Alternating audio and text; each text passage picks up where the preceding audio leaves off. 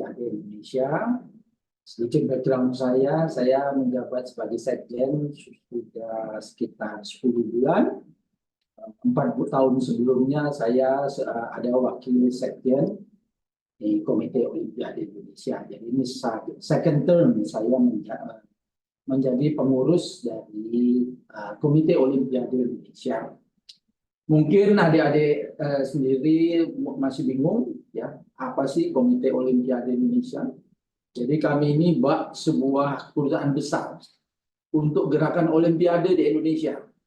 Kami ini merupakan NGO, ya, kami merupakan swasta, dan kami itu juga otonom, tidak boleh diintervensi. Bahkan di dalam aturan dari Olympic Movement, yaitu Olympic Charter atau Piagam Olimpiade, bahwa apabila ada satu tekanan atau intervensi, baik itu berupa aturan, baik itu undang-undang atau apapun yang dianggap dapat mengancam peran dari Komite Olimpiade di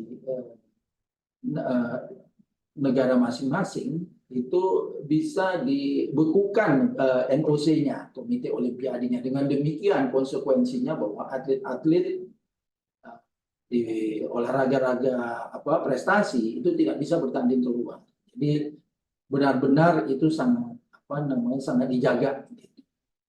Namun hari ini saya akan coba menyederhanakan hukum olahraga ini, karena ini memang sebenarnya hukum olahraga ini adalah hukum yang privat. Jadi kita jangan berpikir ini sesuatu yang complicated. Itu hanya tergantung pada kita apakah kita patuh terhadap aturan. Karena aturan itu bisa berjenjang, dari aturan dari konstitusinya, statutanya, atau di kita itu disebut ADART-nya, atau bahkan dari peraturan pertandingan. Ini semua kalau mau bertanding main bola aja ada aturannya.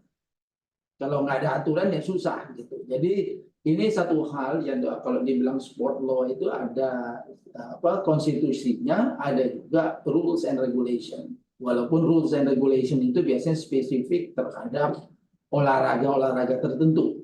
Gitu. Memang mungkin kita sering dengar ya, adanya berbagai macam, ya, ada lebih dari satu organisasi mengelola olahraga tertentu. Apapun ya itu masing-masing mempunyai tata kelola sendiri. Jadi mungkin kalau yang lebih tepat hari ini, saya akan mencoba menjelaskan sedikit mengenai how to govern, ya, governance dari organisasi olahraga. Dan itu termasuk ya hukum olahraga. Karena hukumnya itu adalah yaitu statutanya, rules and regulation. Nah, ini akan saya coba dulu untuk jelaskan sedikit apa sih sebenarnya. Paling tidak saya mesti berbicara paling pantas hanya berbicara mengenai Olympic Movement, gerakan Olimpiade. Ya, ada sedikit presentation, silakan. Next. Jadi di dalam hari ini akan saya sampaikan ada beberapa hal. Saya mau coba menjawab atau menjelaskan dari TOR yang diberikan kepada saya. Itu pertama adalah fundamental principle of Olympism. Itu adalah prinsip-prinsip dasar dari Olympism. Gerakan Olimpiade yang ditemukan atau yang dimulai oleh Pierre de Coubertin, itu di orang Prancis, itu dia mencoba untuk menggunakan olahraga untuk memiliki suatu gerakan keolahragaan yang ya secara universal, bahkan menjadi satu misi perdamaian. Nah, tentunya itu ada Olympic Systemnya. Ya, Olympic Systemnya itu dasarnya itu adalah Piagam Olimpiade. Ya, Piagam Olimpiade adalah suatu aturan atau konstitusi yang di dalamnya ada fundamental principles-nya, juga aturan-aturannya lah juga gitu. Jadi pasal-pasalnya. Lalu kemudian juga mengenai conflict resolution. Ya, terus terang tidak semua orang bisa patuh lah atau mau patuh kepada aturan. Tentu potensi adanya konflik itu ada. Nah, maka eh, perlu disediakan proses penyelesaian sengketa. Nah, penyelesaian sengketa itu ya bisa macam-macam. Apakah tribunal di dalam di dalam organisasi tertentu, atau mungkin melalui proses arbitrase di Indonesia ataupun di CAS, di Court of Arbitration of Sport di Lausanne di Swiss. Lalu ya di dalam hukum ini kita punya macam-macam, ya, baik itu masalah tata kelola ataupun juga masalah etik, ataupun ada satu lagi yang juga sangat penting adalah anti doping dan manipulasi, manipulation of games. Jadi pengaturan skor apa segala itu sekarang menjadi perhatian sekali di gerakan Olimpiade. Lalu juga ada yang mengenai rights over Olympics. Ya memang akhirnya gerakan Olimpiade yang sekarang diitukan sama IOC, International Olympic Committee, jadi Lausanne, itu kita juga terkait dengan property rights. Ya karena memang ini semuanya sekarang udah menjadi bisnis, semua menjadi komersial, sehingga copyright itu harus dijaga. Nanti ada beberapa hal yang sangat unik lah yang akan saya berikan contoh bagaimana istilah kata-kata Olimpiade itu sendiri itu copyright, hak intelektual, tidak bisa sembarang menggunakan. Di Indonesia yang bisa menggunakan secara sah itu hanya KOI atau pihak-pihak yang diberikan izin oleh KOI menggunakan kata Olimpik. Mungkin kita beberapa tahun lalu masih mendengar ada Olimpiade Fisika Kimia yang diselenggarakan oleh Dignas. Sejak 4 tahun lalu mereka sudah tidak bisa lagi menggunakan itu karena itu udah copyright-nya IOC, dan kami Komite Olimpiade Indonesia sebagai perwakilan dari IOC di Indonesia itu memiliki kewajiban memastikan bahwa copyright ini terjaga. Jadi itu kira-kira ya konten hari ini yang mungkin akan saya sampaikan, dan saya harapkan juga akan memberikan satu wawasan yang lebih luas kepada adik-adik sekalian tentang Olympic Movement, karena saya hanya bisa sebatas dari itulah. Saya tidak punya wewenang untuk ngomong yang lebih luas gitu. Sepanjang itu terkait dengan peran dan misi kami sebagai National Olympic Committee di Indonesia. Oke, next.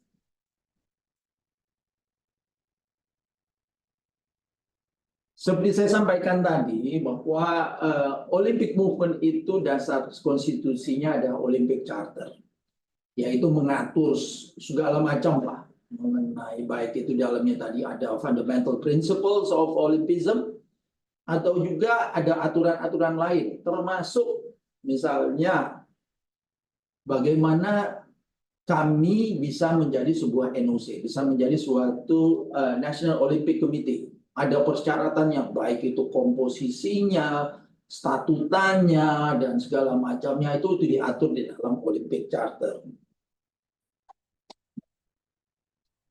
Oke. Di dalam piagam Olimpiade itu ada fundamental principles. Ini merupakan batang tubuh lah dari sebuah dari piagam Olimpiade itu. Jadi dasar-dasar pemikiran penerapan dari rule di dalam Olympic Charter itu adalah termuat di dalam fundamental principle of Olympism. Jadi pada dasarnya yang pertama, Olympism itu adalah satu filosofi dari suatu kehidupan, ya.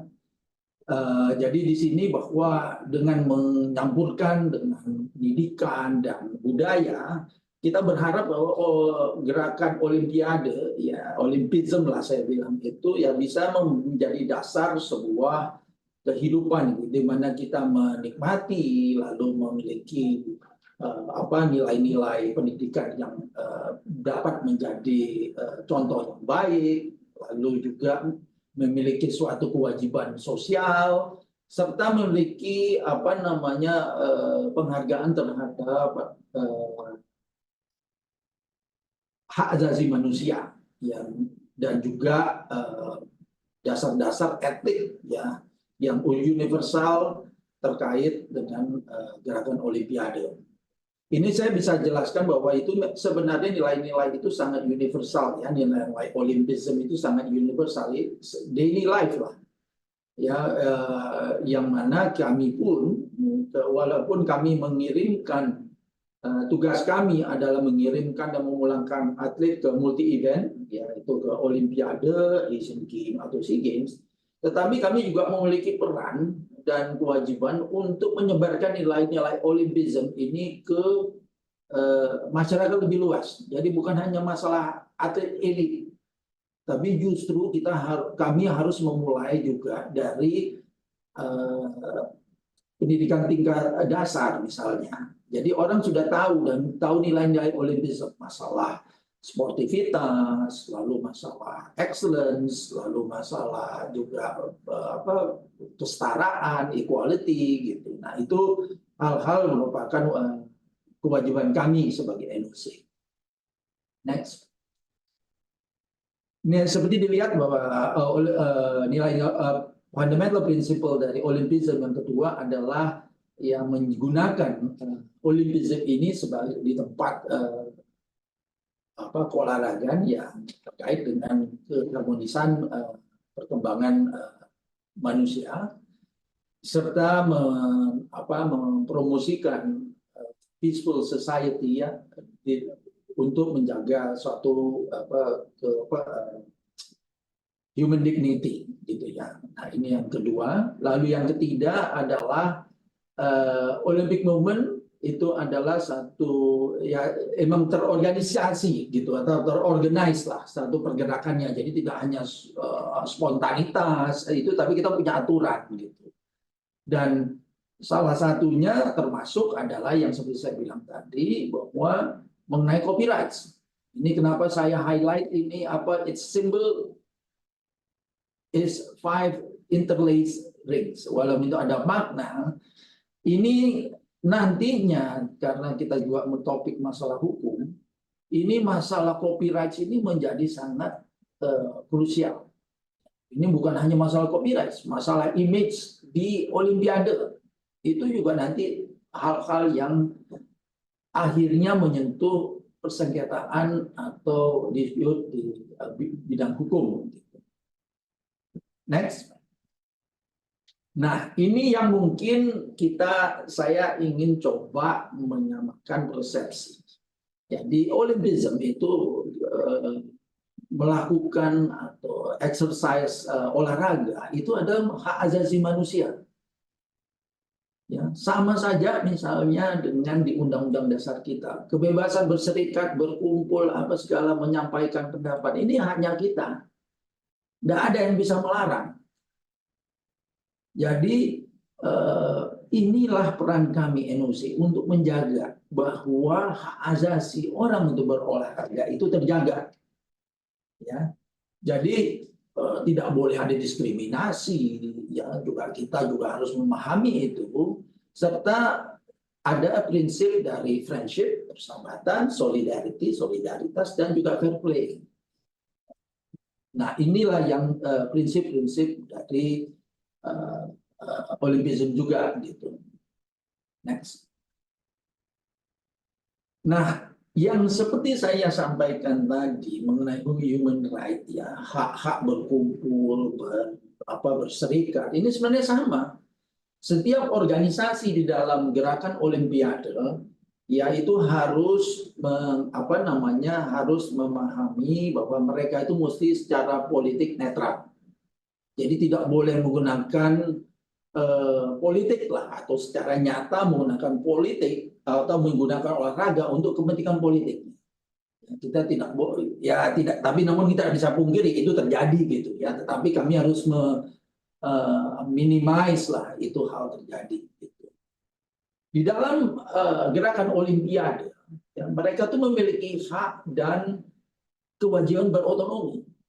Jadi misalnya sebagai contoh, ya kami ini tidak boleh mengintervensi anggota-anggota kami karena mereka otonom. Ya, mereka berhak menentukan tata kelolanya sendiri menentukan bentuk atau struktur dari organisasinya, berhak untuk menikmati atau menjalankan pemilihan kepada terhadap pimpinannya, ya executive board-nya, dan serta juga mempunyai kewajiban untuk menyelenggarakan atau mengelola organisasinya dengan prinsip-prinsip good governance dan transparansi, gitu. Transparansi. Gitu. Next. Ini mungkin aja penjelasannya kembali adalah masalah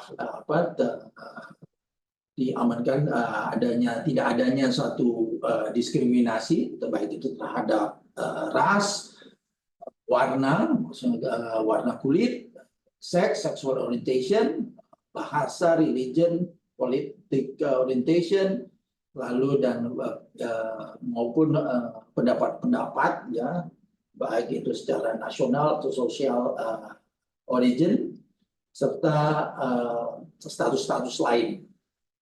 Nah, yang ketujuh adalah ya merupakan tugas kami untuk memastikan bahwa semua organisasi di dalam Olympic Movement di Indonesia itu comply kepada Olympic Charter. Walaupun kami menjunjung tinggi hak-hak otonom anggota kami, misalnya, kami ya harus memastikan bahwa itu dijalankan sesuai dengan Olympic Charter. Okay, next. Ya, ini ada 5 rings. Ya, ini logo kami. Jadi ini copyright, tidak boleh digunakan oleh siapapun tanpa persetujuan kami. Kami sudah, ya salah satu tadi contoh adalah mengenai penggunaan istilah Olimpik, Olimpik fisik, Olimpiade fisika, atau ada hotel itu di Sentul menggunakan Olimpik, itu sudah tegur. Lalu juga terhadap misalnya furniture mengatakan ada Olimpiknya atau Olimpia, jadi mirip-mirip sama Olimpik itu juga menjadi property right dari IOC. Jadi Olympic system dari dalam, jadi gini, olahraga itu kalau kita lihat itu ada beberapa, satu ada amatir dan profesional, yang mana IOC atau Olympic Movement ini lebih cenderung kepada olahraga amatir. Ya, walaupun sekarang kan sudah mulai dengan basket dulu tahun 92 pertama kali professional player main, ya, pemain-pemain NBA main di Olimpiade, dan mereka waktu itu kalah di Seoul dari Rusia, itu saya ingat.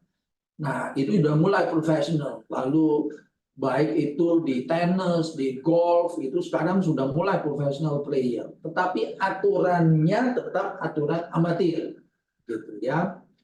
Jadi kalau secara struktur, kalau kita lihat IOC itu mengaku anggotanya itu individu.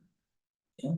Mereka mengakui NOC, Komite Olimpiade Indonesia, dan juga mengakui International Federation. International Federation seperti FIFA, seperti WBF, gitu ya. Jadi International Federation dari spesifik olahraga itu tersebut. Nah, kemudian dari dari IF dan NOC, anggotanya itu adalah National Federation. Ya. National Federation ini yang mungkin juga mengirimkan Olympians ke Olimpiade. Gitu. Nah, jadi ini strukturnya begini. Nah, di bawah dari NF ini nanti mungkin akan lihat di dalam diagram berikutnya bahwa itu di bawah NF itu ada klub, lalu ada athletes. Namun secara bila diperluas ya sistem dari Olimpik ini itu ada bermacam-macam. Ada yang namanya NADO. NADO itu National Anti-Doping Organization. Itu jadi badan anti doping nasional yang juga independen walaupun itu didukung oleh pemerintah, gitu pembiayaannya. Lalu juga ada macam-macam hal, organisasi yang terkait dengan Olympic Movement. Next. Ya, kalau kita lihat yang seperti tadi, jadi IOC itu adalah sole authority dari Olympic Movement. Hilang ya signalnya ya. Oke. Ya, jadi IOC itu adalah sole authority to recognize NOC and IF yang seperti saya jelaskan tadi. Lalu yang kedua adalah International Federation, itu sport federation untuk internasionalnya. Lalu NOC kami yang develop Olympic movement di masing-masing negara ya sesuai dengan Olympic Charter. Lalu kemudian ada National Federation. National Federation itulah anggota kami ya yang yang merupakan federasi nasional yang berafiliasi dengan International Federation. Jadi tidak bisa dasarnya kami mengakui sebuah selain persyaratan administratif, yang paling penting adalah dia itu diakui oleh International Federation. Jadi tidak bisa itu orang mengaku-ngaku bahwa wah saya emang ini, tetapi tidak diakui sama IF-nya. Tidak ada artinya untuk kami, gitu. Karena itu sangat penting untuk menentukan siapa yang berwenang mengelola olahraga tersebut di Indonesia. Next. Nah, IOC itu dijelaskan ya di dalam Olympic Charter bagaimana mereka melakukan recognition ya terhadap IF dan NOC tadi. Next. Kalau untuk NOC itu juga diatur bagaimana komposisi kami, bagaimana struktur kami, lalu juga misalnya nanti kita ngomong masalah etik ya, nanti akan saya sedikit tanya. Dan di dalam Olympic Charter pun terhadap NOC, setiap official yang dipilih ya, executive board ya, itu tidak boleh menerima gaji atau pembayaran lah. Ya oke lah kalau reimbursement terhadap transport itu boleh, karena memang ini prinsipnya pergerakan ini adalah sukarela. Jadi tidak ada yang memaksa Anda untuk berolahraga atau ngurus olahraga. Jadi jangan juga tiba-tiba menuntut gitu. Wah saya sudah mengorbankan diri di sini. Ya itu pilihan kita semua. Berolahraga itu adalah human rights. Tidak ada yang mengenforce kamu untuk berolahraga, terlibat di dalam olahraga lah. Oke, next. Ya, itu International Federation yang seperti saya jelaskan tadi, dia tetap semua mesti confirm sama Olympic Charter, ya, dan juga harus independen dan otonomi ya, otonom gitu di dalam mengelola olahraganya. Next. Lalu terhadap National Federation itu, walaupun mereka misalnya katakan diakui oleh IF-nya, tetapi mereka itu harus juga kami yang sebagai yang diberi wewenang untuk memastikan bahwa Olympic Charter itu dijalankan di Indonesia, maka kami harus memastikan bahwa mereka comply terhadap Olympic Charter ataupun peraturan dari International Federation. Okay, next. Nah, NOC sendiri yang saya sampaikan tadi, sebagaimana kami harus menjalankan roda organisasi kami sesuai dengan Olympic Charter, itu dipertegas dengan Undang-Undang 11 tahun 2022 tentang keolahragaan, yang mana di sana di pasal 45(4) bahwa Komite Olimpiade Indonesia bekerja sesuai dengan peraturan International Olympic Committee, yaitu termasuk khususnya adalah Piagam Olimpiade atau Olympic Charter. Jadi kami juga mendapat penegasan atau perlindungan dari negara bahwa kami itu dapat dengan bebas menyelenggarakan organisasi kami sesuai dengan Olympic Charter. Next. Oke, di dalam undang-undang tadi juga pun disampaikan, nah kalau ginilah, kembali saya ingatkan bahwa memang aturan ada, tetapi pelanggaran juga ada, gitu. Nah, jadi persengketaan itu diatur di dalam di dalam undang-undang. Kalau di Undang-Undang 3 tahun 2005, itu waktu itu namanya masih Sistem Keolahragaan Nasional, itu penyelesaian sengketa itu masih belum jelas, cuma disebut yang penyelesaian sengketa dapat diselesaikan melalui arbitrase. Nah, namun yang di undang-undang sekarang pun sudah diperjelas gitu ya, bahwa penyelesaian sengketa itu diselesaikan, dilaksanakan oleh Badan Arbitrase Keolahragaan yang bersifat mandiri dan putusannya final dan mengikat serta dibentuk berdasarkan piagam. Ini mungkin nanti saya akan jelaskan terkait dengan pasal 36 ini di kalau kita akan membicarakan mengenai penyelesaian sengketa. Oke, next. Jadi kalau dilihat ya Olympic Movement itu secara bersama-sama dengan IF adalah bagian dari Olympic Movement yang dipimpin oleh IOC. Lalu kedua adalah Olympic Charter itu harus dipenuhi oleh setiap anggotanya atau bukan anggota lah, setiap organisasi di dalam gerakan Olimpiade. Lalu yang ketiga komposisi dari NOC pun juga diatur ya, di dalam piagam Olimpiade. Dan yang paling penting ini adalah prinsip otonomi ini. Ya. Jadi saya misalnya sebagai gini contoh, PSSI itu anggota kami. Kami itu tidak bisa mengatur siapa yang berhak.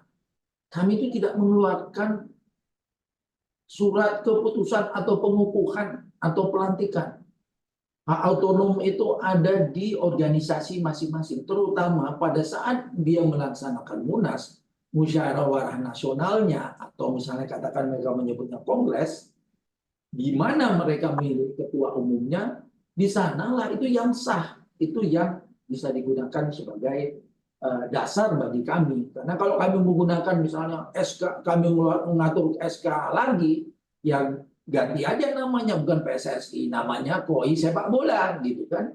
Nah ini prinsip-prinsip yang yang penting, karena ini sering terjadi, atau ini sumber permasalahan, dispute atau sengketa yang terjadi di keolahragaan Indonesia, di mana kita tidak paham di mana peran kita.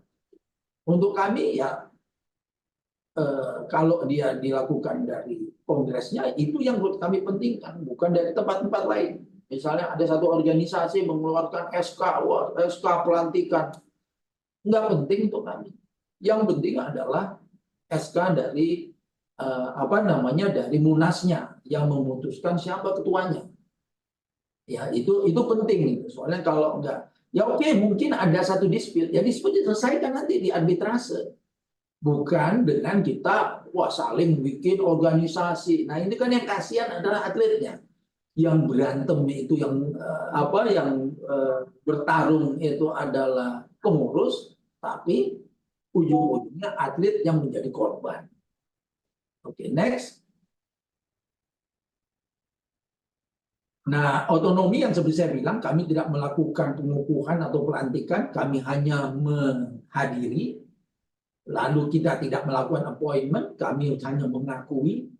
Lalu keanggotaannya itu ya otomatis selama mereka memenuhi persyaratan, ya kita National Federation itu atau Federasi Nasional itu ya kami terima sebagai anggota. Atau sebaliknya kalau dia melakukan pelanggaran-pelanggaran terhadap ADART atau piagam Olimpiade, ya kami bisa pecat atau keluar, berhentikan dengan tetap. Lalu yang terakhir adalah kalaupun ada konflik, katakan segala tindakan kami atau antara anggota itu akan diselesaikan melalui kita memfasilitasi resolusi penyelesaian sengketa. Kami itu memiliki Badan Arbitrase Keolahragaan Indonesia atau yang disebut BAKI. Gitu. Dan baru saja tahun lalu kami pisahkan, sudah tidak menjadi organ internal dari KOI, tapi untuk juga memenuhi perintah dari undang-undang itu kami pisahkan dari dari KOI, jadi dia berdiri sendiri. Next. Terkait conflict resolution, yaitu memang biasanya ada dispute ya, ada sengketa lah, ada baik itu antara kami dengan anggota kami, atau di antara anggota sama anggota, atau antara anggota misalnya ya anggota dengan anggotanya gitu. Jadi bisa macam-macam gitu. Nah, itu penyelesaiannya itu yang pertama-tama umumnya melalui mediasi, rekonsiliasi. Kalau memang tidak bisa ke arbitrase, ya kita menyampaikan permohonan ke arbitrase, lalu biasanya pun arbitrase apabila mereka menganggap bahwa permohonan itu bisa diterima untuk diproses lebih lanjut, itu nanti akan melakukan penunjukan arbitrase. Nah, ini arbitrase ini memang berbeda ya sama bagi mereka yang bukan di pendidikan hukum mungkin akan lebih paham bahwa arbitrase ini memang lebih sederhana. Jadi prosesnya itu akan pemilihan arbiter dari daftar yang sudah ada, pemohon mengajukan permohonan dengan menunjuk arbiter yang dia pilih, lalu sebaliknya yang termohon mengajukan jawaban dengan menunjuk misalnya arbiter dari yang sisa dari daftar, lalu nanti bakinya akan menunjuk pimpinan dari majelis arbiternya dari sisa dari list tersebut. Jadi diusahakan bahwa memang ini benar-benar netral gitu. Jadi masing-masing pemohon yang mesti menentukan gitu siapa kira-kira arbiter yang sesuai atau yang mereka harapkan bisa leaning lah terhadap cost mereka, terhadap permohonan mereka. Nah, terlepas dari itu tetap biasanya akan dilakukan mediasi lagi oleh baki.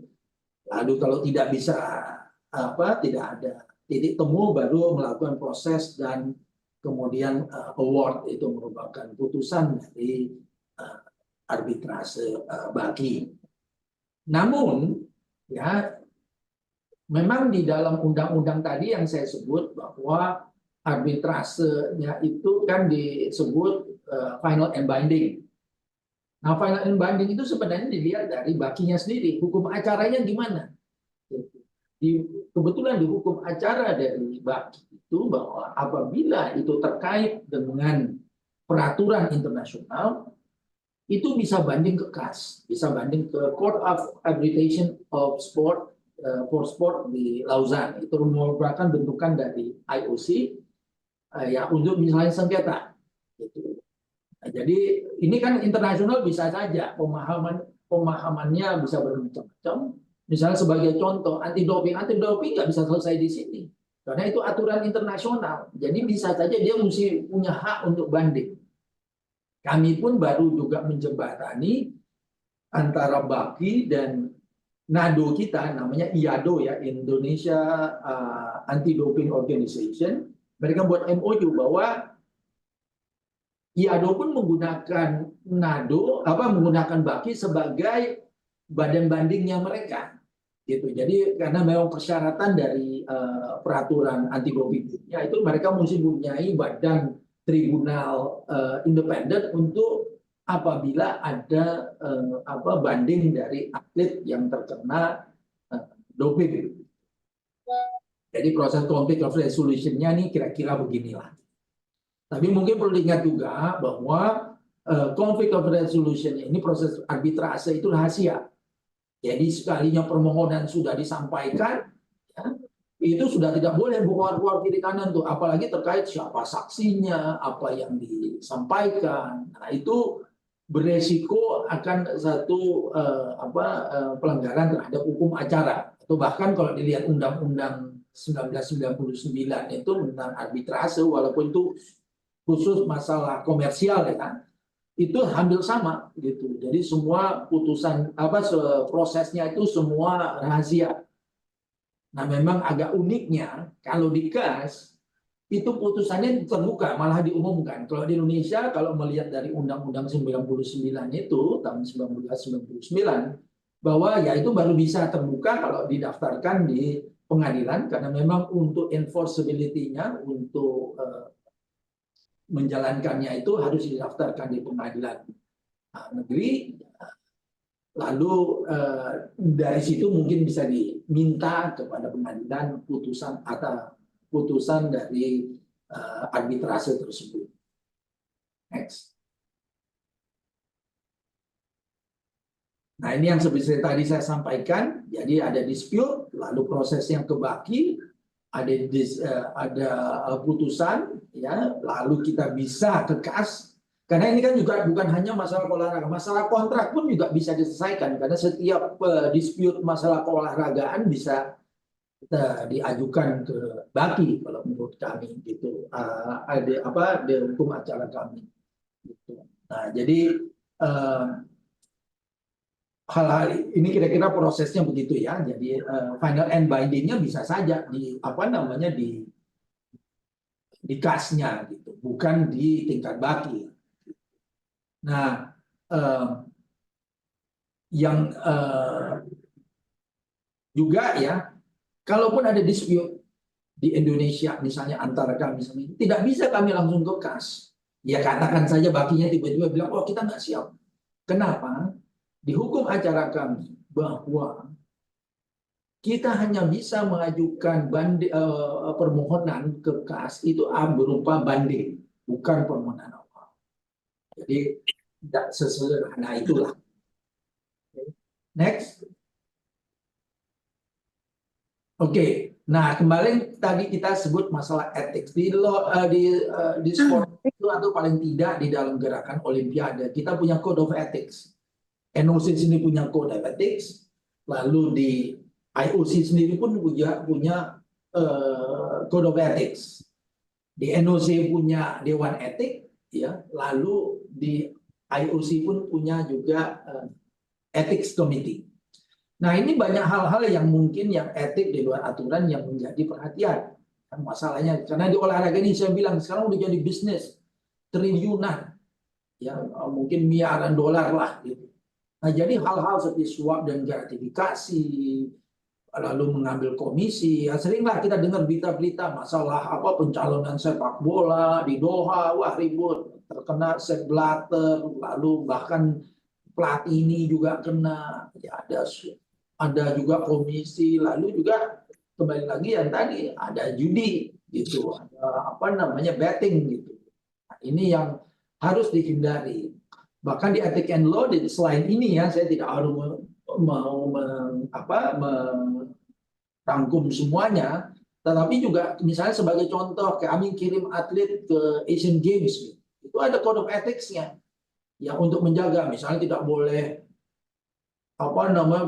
berkata-kata kotor, atau misalnya dulu ada kejadian juga kalau nggak salah di sini ya, di waktu Asian Games ada yang ketangkep atlet ke prostitusi gitu. Di Rio itu ada perenang medali emas, itu dia bohong, ngaku-ngaku dia dirampok di pom bensin, ternyata tidak terjadi gitu. Jadi hal-hal ini itu dijaga di dalam sport ya. Nah ya seperti saya bilang tadi, masalah kehormatan gitu, kita mesti menjalankannya dengan dignity, dengan kelas lah gitu, tidak halalkan semua cara. Oke, next. Oke, jadi tadi disebut juga masalah property rights ya. Jadi Olympic symbol. Oke, next, coba jadi ini.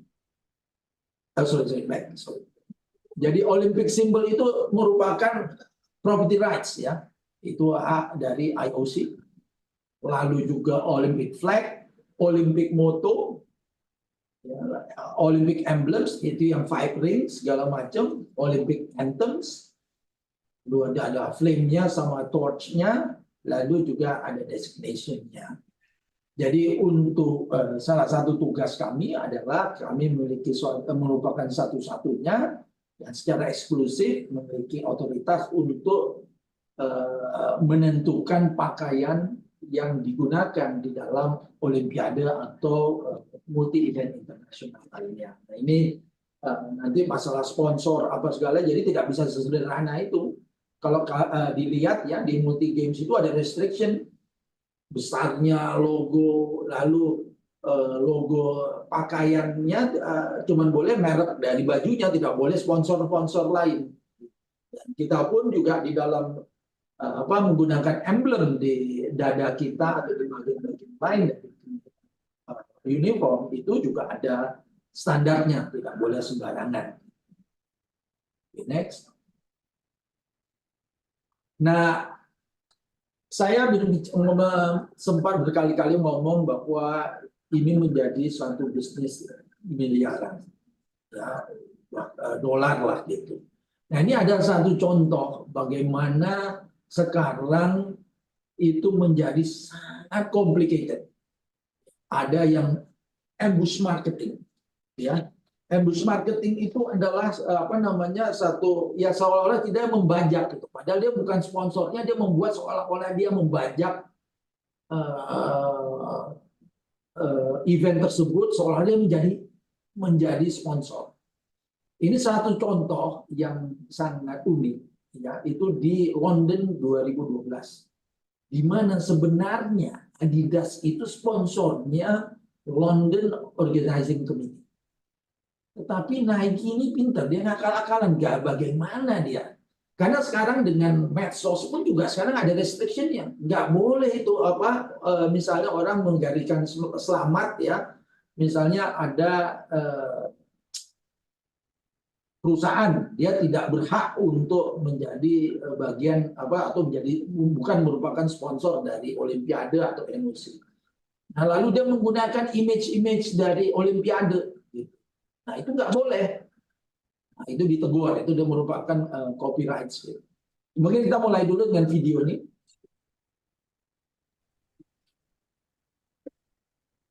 No grand celebrations, no bright lights. But there are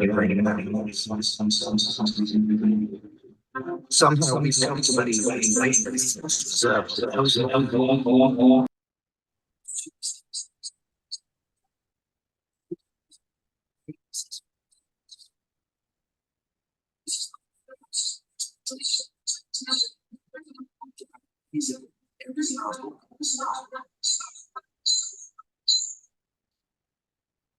This is not even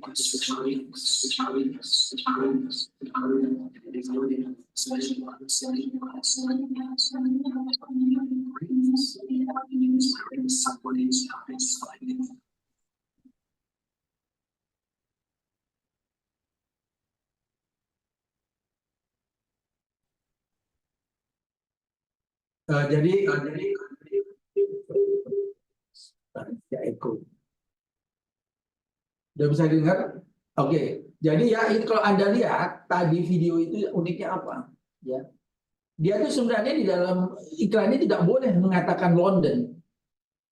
London itu menjadi copyright-nya Olimpiade untuk saat tertentu. Jadi tidak boleh misalnya Nike menggunakan London, we are going to London, tidak boleh. Tapi mereka menggunakan image karena itu nama kota, ada nama brand, nama dari dari tempat-tempat tertentu gitu. Nah, jadi dia caranya begini. Nah, ini menjadi menjadi kerugian besar untuk IOC. Nah, ini jadi potensi dispute-nya itu bisa di sini gitu. Kalau mungkin dilihat saya lupa apakah di Beijing 2008 atau di Atlanta ya tahun 90 Atlanta itu kalau nggak salah 2004 ya 96 itu di mana Michael Johnson pelari ini dia pakai dengan cara mengakali kalau nggak salah Reebok yang seharusnya dia menggunakan sepatu yang berwarna emas gitu. Nah, ini menjadi justru yang membuat seolah-olah Nike itu sponsornya Olimpiade. Nah, jadi hal-hal ini yang berpotensi untuk dispute ya, masalah marketing, masalah copyright. Next. Nah, mungkin ya saya ada lihat studi kasus hukum olahraga ya yang kami alami. Yang pertama adalah panik tadi terhadap copyrights. lalu juga Pordasi dengan KOI. Dulu kami pernah digugat sama Pordasi, ya kami menang di tingkat awal di Baki, tapi kami kalah di KAS. Tetapi apapun harapan putusan itu menjadi final di sana dan itu menyelesaikan masalah. Karena kadang-kadang kalau hanya selesai di tingkat sini, tetapi pihak Federasi Internasional atau yang di luarnya tidak mau mengakui karena dia bukan para pihak, akan berkepanjangan. Kalau misalnya selesainya di KAS, walaupun dia bukan pihak, dia akan menghargai karena potensinya dia digugat di sana lebih gampang ngalahnya. Oke, silakan. Oke, ini yang tadi saya bilang. Panin Bank itu bukan sponsor, tapi dia menggunakan foto dari Gracia Poli dan Apri. Ini walaupun di ini loh, apa namanya di medsosnya, bukan di iklan biasa gitu, misalnya di media cetak atau di TV. Nah ini dengan teknologi sekarang mereka sudah menggunakan monitoring, jadi melakukan inilah pelacakan gitu. Nah ini langsung dilaporkan ke kita. Nah kita langsung bersurat ke Panin menegur mereka. Mereka langsung membuat surat permohonan maaf karena mereka tidak tahu akan aturan ini. Bahwa setiap image dalam Olimpiade dalam masa tertentu itu sangat dijaga. Jadi tidak boleh sembarangan menggunakan. Next. Ya ini beritanya saja. Jadi ya memang di KAS waktu ada dispute dualisme, ya, ada dua organisasi yang mengakui mengelola olahraga berkuda. Pada saat itu kami pernah mengeluarkan surat dan surat kami ini digugat. Kami menang di Baki, tingkat pertama di sini. Namun pada tingkat banding di KAS kami kalah. Jadi akhirnya Federasi Internasionalnya walaupun bukan pihak di dalam dalam proceeding ini mengakui Pordasi sebagai organisasi yang berhak membina atau mengelola equestrian di Indonesia. Lalu next. Ini baru saja bulan Jumat lalu, mungkin adik-adik sekalian udah dengar bertahun-tahun masalah dispute tenis meja pengelolaan. Ya walaupun seperti saya sampaikan tadi, salah satu tugas kami harus memastikan bahwa anggota kami itu comply terhadap Olympic Charter. Dan di dalam rapat anggota minggu lalu, kami dengan berat hati harus memberhentikan dengan tetap anggota kami, yaitu PPPT MSI. Dengan dikeluarkannya PPPT MSI ini bukan berarti bahwa kami mengakui pihak yang satu, karena apapun kami juga harus memastikan bahwa mereka comply terhadap Olympic Charter, ADART, dan aturan-aturan. Okay, next. Sudah. Jadi mungkin itu saja yang ingin saya sampaikan. Mungkin saya tambahkan begini ya. Masalah copyright tadi, kalau masalah hukum itu, ya memang kami itu, IOC itu punya namanya TOPS. TOPS itu the Olympic Partners. Ya, itu sponsornya utama mereka. Itu ada Toyota, Panasonic, Samsung, ada Coca-Cola Mengwi, ada Allianz, ada Deloitte, ada Atos, Alibaba, dan lain-lainnya ya. Jadi kami tidak boleh menyandingkan logo Olimpiade atau kata-kata Olimpiade dengan kompetitor dari TOPS tadi, the Olympic Partners tadi. Jadi misalnya sebagai contoh, ini logo-logonya nih ya, ini sponsornya nih, yang sekarang PNG gitu. Jadi tidak boleh ini. Kita misalnya saya menggunakan misalnya sponsor sama itu ada Omega, saya di sini pakai Rolex gitu. Tidak boleh, itu tidak diperkenankan ya. Jadi hal-hal ini yang secara bisnis ini merupakan restriction Ya, dari bahkan kami itu sponsor juga sama kami kerjasama dengan Mandiri, Bank Mandiri. Waktu itu kami mau membagi-bagikan apa namanya e-money. Ya.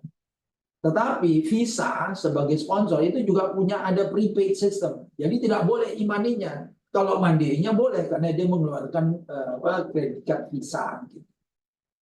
Jadi mungkin itu saja yang bisa saya sampaikan. Mudah-mudahan dapat memberikan sedikit wawasan kepada adik-adik terkait apa pengelolaan keolahragaan ya, di Indonesia atau di dalam gerakan Olimpiade supaya lebih clear gitu ya. Karena kadang-kadang terus terang saya juga agak berat hati menggunakan kata pembinaan karena pembinaan ini nggak ada di istilahnya di bahasa Inggris.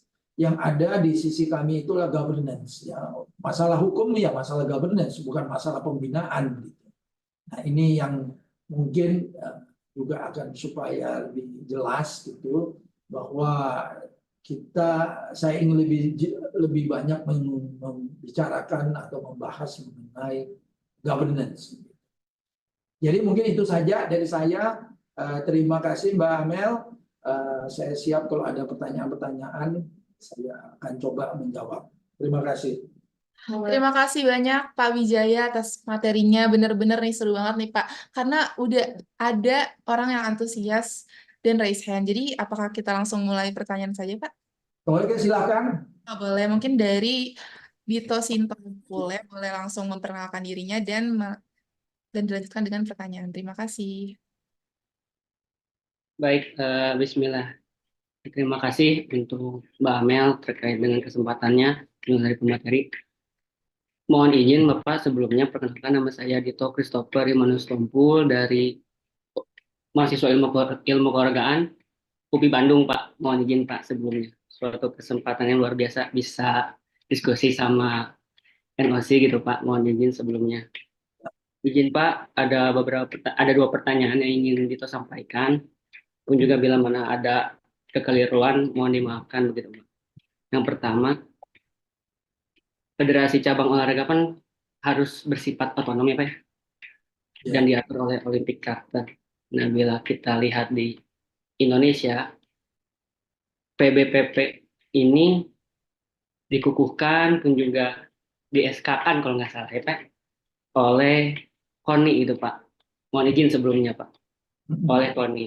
Nah, dalam perspektif ini, apakah hal tersebut merupakan pelanggaran otonomi yang ada gitu Pak pada Olympic Charter? Yang kedua pun juga sama Pak, ini dengan di KONI, di ADART-nya Pak, kalau tidak salah gitu Pak, di ketua PBPP itu mengatur bahwasanya ketua itu yang bisa menjabat 2 periode, kalau tidak salah begitu Pak. Apakah itu juga merupakan intervensi terhadap Olympic Charter gitu Pak, yang harusnya PBPP itu otonom. Izin Pak, terima kasih. Oke, saya langsung jawab aja ya. Ini Dito ini kayaknya ada titipan ini pertanyaannya ini. Oke Dito, ya beginilah ya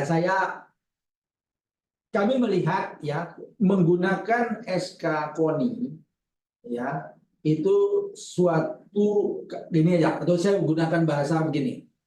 Kalau kami menggunakan SK KONI sebagai dasar keabsahan sebuah kepengurusan, apakah pelantikannya, pengukuhannya, itu berarti kami bertentangan dengan prinsip-prinsip otonomi itu.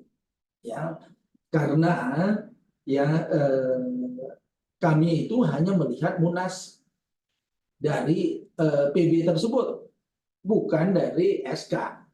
Gitu. Nah, kalau misalnya Dito mau melihat undang-undang sendiri, di undang-undang sendiri dikatakan IOCO itu adalah induk organisasi cabang olahraga. Saya lupa di pasal berapa. Itu bersifat mandiri. Bersifat mandiri itu pun juga harus diartikan sebagai otonom. Jadi kalau misalnya masalah pengukuhan ya saya sedikit harus setuju sama Dito gitu. Bahwa itu merupakan bentuk ketidaksesuaian atau tidak kesejalanan dengan Olympic Charter, sehingga kami tidak bisa mendukung itu. Gitu. Bahkan kalau lihat dari undang-undang dikatakan Komite Olahraga Nasional dibentuk bersama-sama oleh IOCO, oleh Induk Organisasi Cabang Olahraga, ya, oleh PBPB. Jadi kalau kita punyakan analogi, itu adalah KON atau mungkin diartikan KONI itu adalah perusahaan patungan. Ya, mereka bersama-sama membentuk nih. Nah, bagaimana sebuah perusahaan patungan bisa menentukan keabsahan pemegang sahamnya? Kan tidak masuk akal. Seperti saya tadi bilang ya, kalau nggak ganti nama aja. Misalnya KONI Anggar, KONI Bola gitu. Ya, dia nentuin keabsahannya ditentukan dari apa namanya dari SK-nya itu. Jadi untuk kami tidak bisa menggunakan SK selain SK Munasnya. Kalaupun putusan kami dianggap tidak benar atau apa ya silahkan gugat gitu. Kami siap gitu. Ya kami dasar kami begitu ya. Gitu ya. Lalu yang kedua Dito juga menanyakan mengenai 2 periode. Ya itu sama. Kalau Anda lihat di fundamental principle dari Olympism, itu dikatakan bahwa organisasi dalam gerakan Olimpiade itu berhak menentukan tata kelolanya sendiri, berhak menentukan strukturnya, komposisinya bagaimana. Jadi kalau memang dia mau di aturannya tidak ada batasan masa bakti, ya nggak ada masalah. Itu tidak bisa, kita tidak bisa memaksakan, kita menjunjung tinggi hak otonom tersebut. Jadi untuk kami, ya kami tidak bisa mengatur, walaupun di organisasi di KOI sendiri kita punya aturan itu, cuma 2 masa bakti, itu. Karena di dalam Olympic Charter pun tidak ada larangan itu, walaupun ya itu ya ada kelaziman lah 2 masa bakti. Jadi mungkin itu ya, Dito ya penjelasan saya ya. Baik Pak, terima kasih Pak terkait gagasannya. Berarti memang kalau dari KOI itu memandangnya dari segi SK Munas ya Pak ya. SK Munas bukan dari SK penetapan KONI berarti Pak ya. Enggak, dulu itu kita di ADART lama sebelum 2019 itu ada pengukuhan dan pelantikan, tetapi di ADART yang baru semenjak 2019 itu tidak ada. Walaupun di di ADART yang lama kita tidak pernah, walaupun ada di ADART itu tidak pernah diterbitkan SK. Baik Pak, terima kasih banyak Pak atas kesempatannya. Oke, sama-sama. Terima kasih Pak Wijaya atas jawabannya tadi. Dan selanjutnya ada yang nanya lagi nih Pak dari Muhammad Raihan Firmansyah. Kepada Rehan, boleh silakan. Baik, terima kasih Kamel. Selamat siang Pak Wijaya. Perkenalkan, nama saya Muhammad Rian Firmansyah, biasa dipanggil Ray. Saat ini saya magang di Kemenpora dan saya berasal dari Fakultas Hukum Universitas Indonesia. Saya izin menanyakan terkait di dalam pasal 102 ayat 5 dan ayat 6 Undang-Undang Keolahragaan. Saya membaca di dalam suatu jurnal bahwasanya menyatakan kalau suatu lembaga arbitrase dibentuk oleh KONI dan juga KOI. Nah, bukankah hal tersebut dapat menimbulkan suatu dualistis terkait penyelesaian sengketa tersebut? Lalu pertanyaan saya selanjutnya terkait terkait antara kontrak atlet dan juga suatu lembaga olahraga, kayak misalnya di dalam suatu perjanjian menyatakan bahwa tidak ada resiko-resiko yang ditanggung. Namun ternyata setelah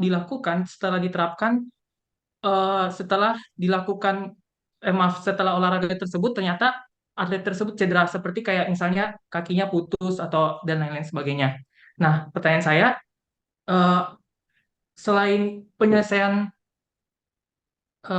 pertanyaan saya terkait apakah kalau misalnya hal tersebut dapat dipertanggungjawabkan oleh perusahaan yang industri olahraga tersebut atau dapat diselesaikan secara arbitrase secara arbitrase internasional. Kalau misalnya suatu industri olahraga yang berkaitan dengan industri internasional gitu, Pak. Makasih. Oke, nah yang pertama yang saya ingin jawab masalah adanya kami punya Baki, Koni punya Bauri, ya kan? Ya kalau kami, ya saya tidak bisa membahas masalah Koni ya. Kalau kami itu keberadaan kami itu diatur oleh Olympic Charter. Jadi kami harus patuh dengan Olympic Charter. Dan badan arbitrase ini di mana kan seperti tadi kita disinggung sama Dito juga masalah otonom, haknya kami menentukan tata kelola kami, termasuk tata cara kami menyelesaikan sengketa, maka kami membentuk Baki, ya. Baki itu pun karena ada di dalam ADART kita dan setiap ADART dan perubahan-perubahannya itu harus mendapat persetujuan dari IOC sebelum diundangkan atau dijalankan. Itu artinya bahwa Baki itu sudah comply atau tidak bertentangan dengan piagam Olimpiade, ya. Jadi ya memang kami punya aturan sendiri. Kami tidak bisa didikte oleh siapapun, termasuk oleh pemerintah, gitu ya. Karena yang saya sampaikan itu pernah bahkan terjadi ya kasus di 2013-2015 masalah penggunaan five rings itu bahkan sampai ke saya lupa sampai Mahkamah Agung atau apa. IOC itu bahkan sempat bersurat ke menteri pada saat itu bahwa ini satu pelanggaran. Kalau sampai dibiarkan, IOC akan dapat mempertimbangkan suspension terhadap KOI yang konsekuensinya ya cukup luas gitu. Nah, kembali kepada itu bahwa itu memang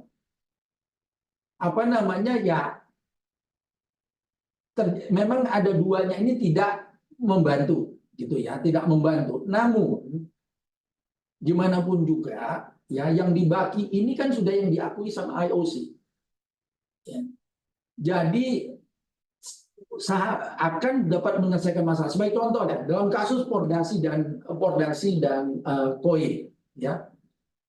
Yang saya bilang tadi, kalaupun hanya selesai di sini belum tentu bisa diterima di sana. Berarti kan si yang menang di sini kalau tidak diakui oleh misalnya International Federation-nya atau IOC atau siapapun di luar itu harus ngajukan lagi ke sana dan itu tidak menjamin. Karena kalau misal kami bisa menganggap bahwa Bauri itu di luar sistem gerakan Olimpiade dan saya tidak akan terkejut apabila badan-badan internasional di dalam gerakan Olimpiade tidak bisa menerima putusan tersebut. Kami sudah cukup, kami dengan adanya undang-undang baru itu, kan disebut di situ bahwa dibentuk sesuai dengan piagam Olimpiade kan. Nah kami pun juga sebenarnya udah antisipasi akan hal itu. Sebenarnya kalau kita mau sepakat bersama bahwa dibentuklah satu badan, bukan dibentuk dengan adanya Baki, karena gini, kalau dibentuk sesuatu yang baru lagi, khawatirnya itu bisa diinterpretasikan oleh IOC bahwa sebagai intervensi oleh pemerintah. Nah, kami lebih cenderung menawarkan kepada pemerintah, udah, ini Baki ini udah independen dari kami nih. Arbiternya kalau mungkin Anda pimpinannya pengurusnya adalah mungkin pernah tahu Pak Anangga yang kepala Bani sekarang, karena prinsipnya Baki ini hampir sama lah dengan Bani lah gitu ya. Nah sama juga Pak Anangga itu dia adalah wakil dari Baki, sementara ketuanya Pak Iwan Gani dari LGS. Nah ini kita punya daftar arbiter. Jadi usul kami pada pemerintah adalah udah kuatkan aja ini Baki gitu. Nanti arbiternya kan bisa banyak, terserah tinggal nambah.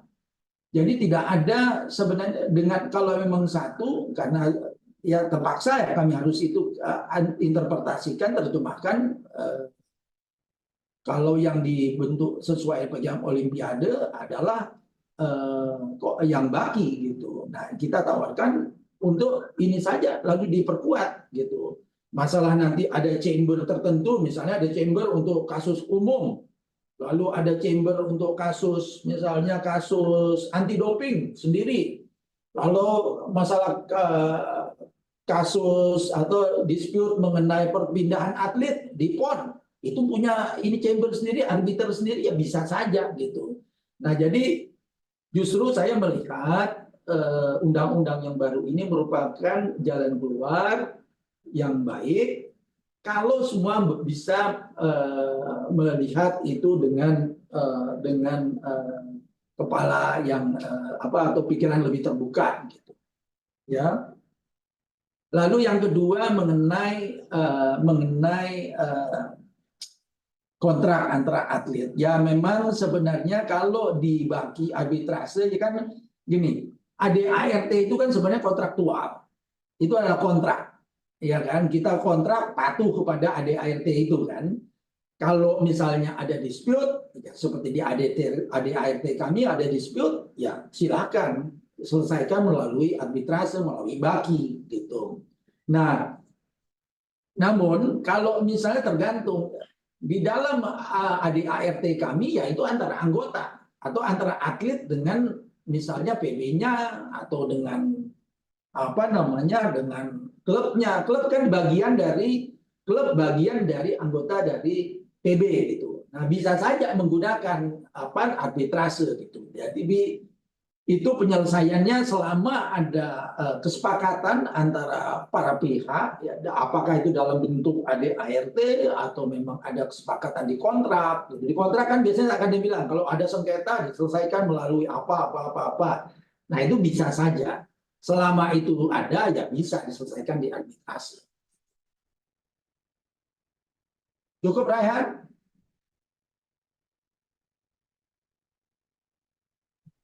Baik, terima kasih Pak. Saya izin memastikan saja berarti eh, pembentukan undang-undang keolahragaan ini tidak memperhatikan putusan MK nomor 19 per PUU per 12 per 2014 ya Pak. Itu mengenai apa itu? Itu sih, Pak.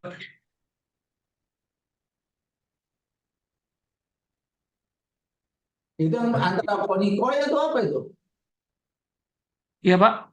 Itu tentang apa? MK yang 2014-2015 itu yang mengenai judicial review yang diajukan sama KONI. Oh iya. Iya enggak? Iya, iya sih Pak. Kalau yang saya baca di putusan MK itu bahwa KONI ini mengajukan untuk sebagai tidak menerapkan dualistis suatu arbitrase itu Pak, sesuai Loh, dengan Dani sih, kan kalau sependek bacaan saya Pak, sependek pengetahuan saya.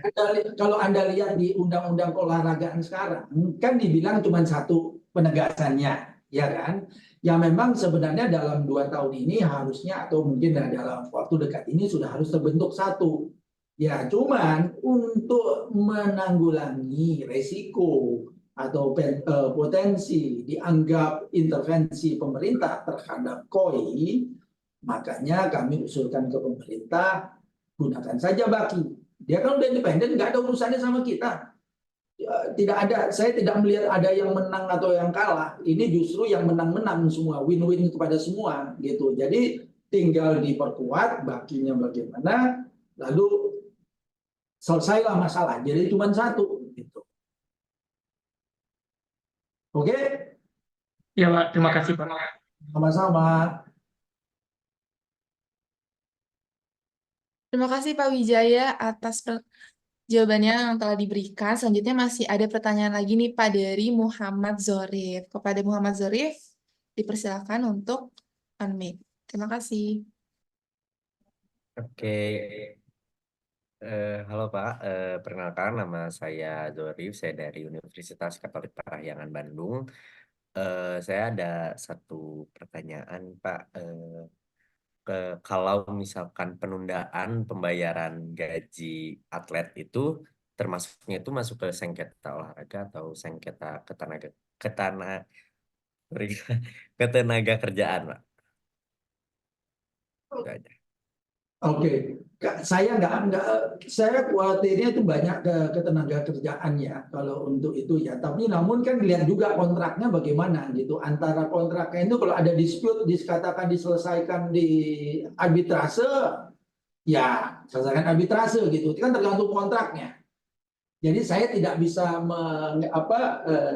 tidak bisa menjawab secara pasti gitu. Tapi umumnya dari kontrak ya itu bisa ketahuan gitu. Ataupun misalnya kan bisa saja misalnya di sepak bola katakanlah kamu nyinggung masalah sepak bola gitu ya. Misalnya di ADART-nya PSSI mengatakan dispute masalah gaji harus ketenaga kerjaan ya bisa saja begitu. Itu kan suatu kontraktual gitu. Nah, jadi itu mungkin yang bisa saya jawab ya saat ini. Kamu dari jurusan apa? Dari jurusan hubungan internasional. Oh, HI. Oke. Oke, Pak. Baik. Ya, Berarti makasih. emang kalau sengketa itu biasanya dari kontraknya ya, Pak. Ininya. Ya, Cara ngelihatnya kita biasanya dari kontraknya gitu ya. ya, menentukan sekali adalah dari sisi kontraknya. Gitu. Oke, baik Pak. Terima kasih, Pak. Sama-sama. Baik, terima kasih atas Zorif udah bertanya nih. Terus Ini bisa di terima kasih juga atas jawaban yang telah diberikan oleh Pak Wijaya. Nah, kita sudah sampai nih teman-teman di ujung kelas hari ini. Tapi sebelum itu masih ada nih Pak yang ingin bertanya, yaitu dari Daniel George. Apakah boleh Pak? Silakan. Baik, silakan Daniel.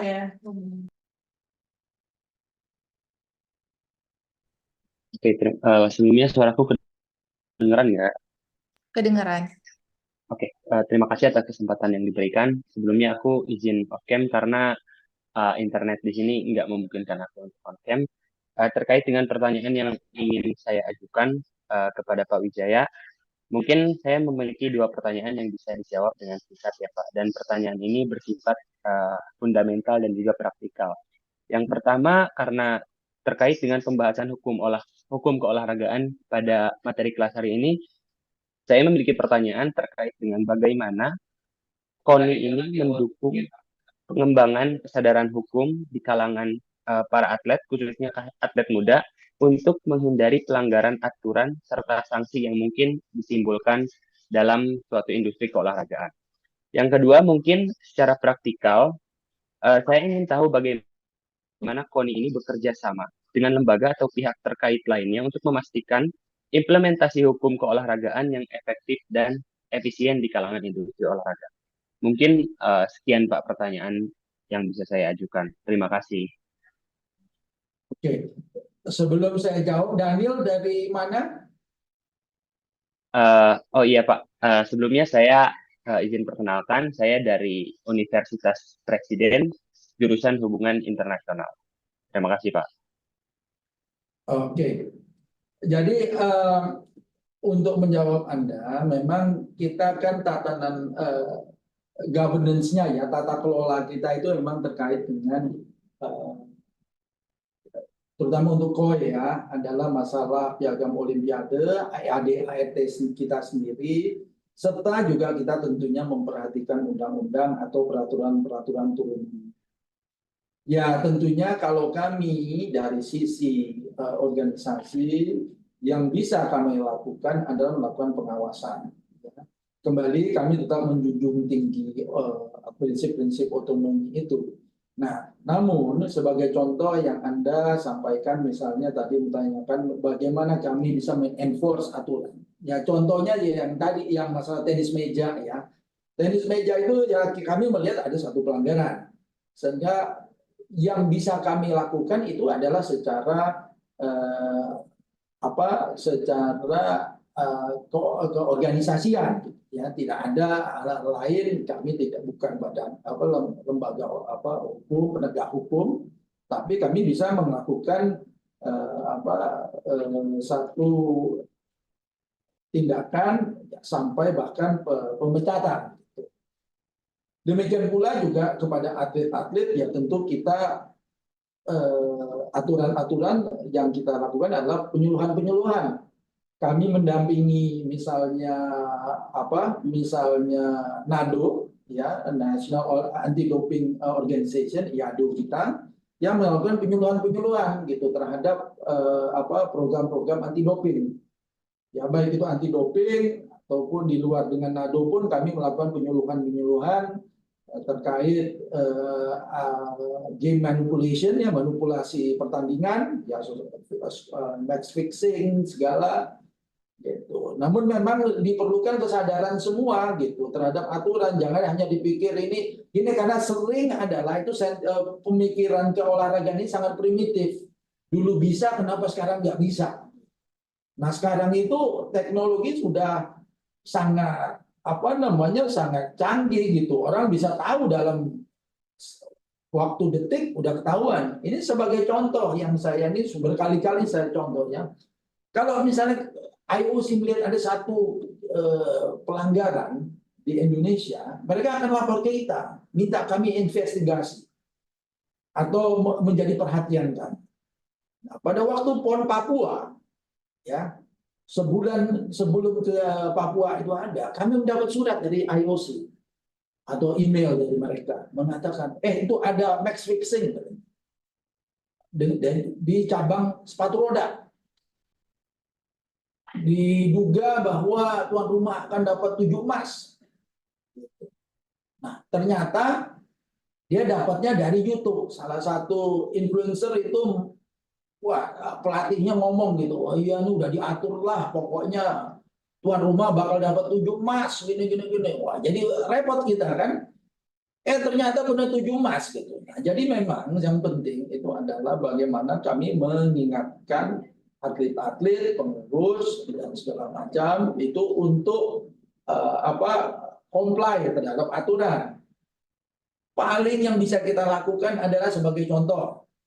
Ya, sebelum atlet-atlet ini untuk ikut multi event, mereka mesti ikut ada namanya ADEL. ADEL itu e-learning ya, anti doping e-learning.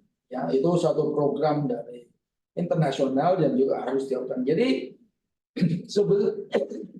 sebelum mereka berangkat, itu mereka mesti punya ADEL, sertifikat ADEL. Kalau tidak ada, tidak kita berangkatkan.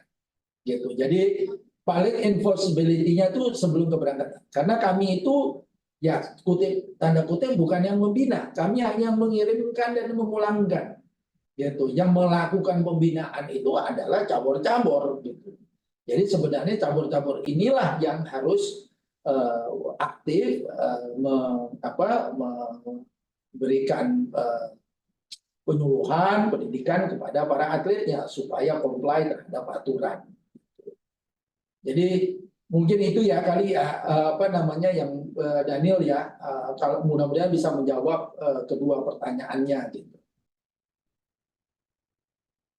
Baik, terima kasih Pak Wijaya atas jawaban yang telah diberikan. Terima kasih juga kepada teman-teman yang tadi sudah bertanya. Karena durasi yang sudah terbatas, mungkin kita boleh kali ya dokumentasi dulu Pak. Kita izin untuk kasih tahu ke teman-teman untuk on cam nih. Ayo teman-teman bisa on cam. Ya, hari iya.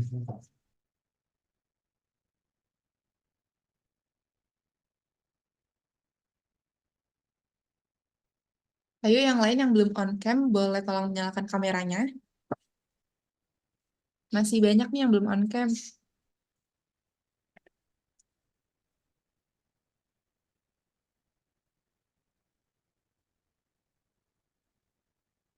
Baik, mungkin kepada operator